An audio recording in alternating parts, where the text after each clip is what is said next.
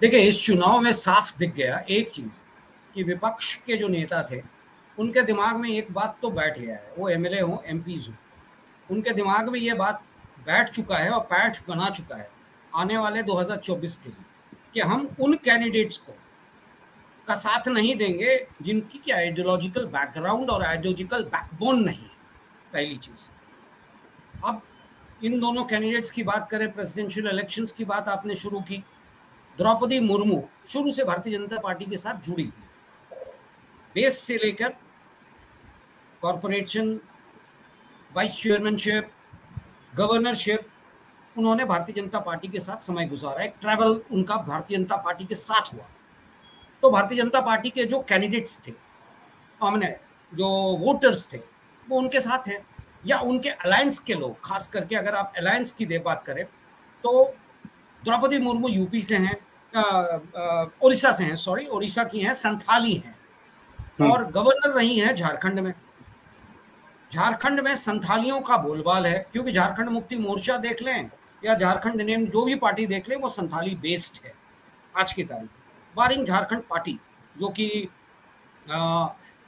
बिरसा मुंडा के नेतृत्व में खड़ा हुआ था, बहुत दिनों तक रहा, वो छोटा नागपुर प्लाटो बेस्ड है। बट झारखंड की राजनीति में आएंगे तो संथालियों का एक बहुत बड़ा वहाँ से है।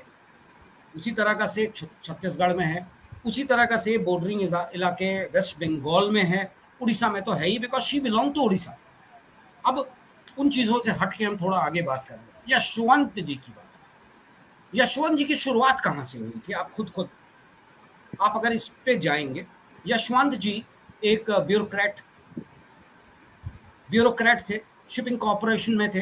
किसी कारण से उनको रिजाइन करना पड़ा एंड ही जॉइंड चंद्रशेखर, यानी कि जनता पार्टी। जनता पार्टी के साथ उनका बेसिस हुआ था। फिर एक अलायंस में जब सरकार बनी थी, बारिंग कांग्रेस के खिलाफ जो सरकार बनी थी, उसमें वो मंत्री थे। फिर वो वहाँ से आगे बढ़ते हैं, उनका ट्रैवल शुरू होता है, फिर भारतीय जनता पार्टी के साथ जुड़ जाते हैं। फिर भारतीय जनता पार्टी जब सरकार में अटल जी की सरकार बनती है, उसमें मंत्री होते हैं। अब इसी कारणवश मोदी जी आ गए। उनके लिए मैं कारणवश बोल रहा हूँ, मोदी जी आ गए। अब मोदी जी ने उनको दरकिनार कर दिया। अब दरकिनार कर दिया तो उन्होंने जगह खोजना शुरू किया। अब जगह उनको कहाँ मिला? बहुत दिनों तक तो निंदा, तरह तरह की स्टेटमेंट्स, तरह तरह के बयानबाजी उन्होंने की। वो हजारीबाग से एमपी थे। उन्होंने यहाँ तक बार्गेन कर लिया कि अगर उनको वो सीट नहीं मिलेगा तो उनके बेटे को दिया जाए। जयंत को वो सीट दी गई, जयंत वहां से जीत गए। भारतीय जनता पार्टी के सांसद। ये सब बैकग्राउंड है पब्लिक डोमेन में। नहीं, ये सारी चीजें पब्लिक डोमेन में। आपको जस्ट याद दिला रहा हूं ये कहने के लिए कि विपक्ष में ये बात थी कि ये तो विपक्ष का नेता है ही नहीं। पहली चीज, विपक्ष का नेता नहीं था वो कहते हैं ना कि ऑपर्चुनिज्म पॉलिटिक्स के साथ भारतीय जनता पार्टी के साथ रहा। एंटी कांग्रेस लाइन पे उन्होंने वर्क किया था। आज वो भले टीएमसी के साथ हैं और ऑपोजिशन के कैंडिडेट थे, ठीक है, ऑपोजिशन गेव अ कैंडिडेट, अच्छा फाइट दिया उन्होंने, तो थोड़ी बहुत इधर उधर बातें होती हैं और हुई।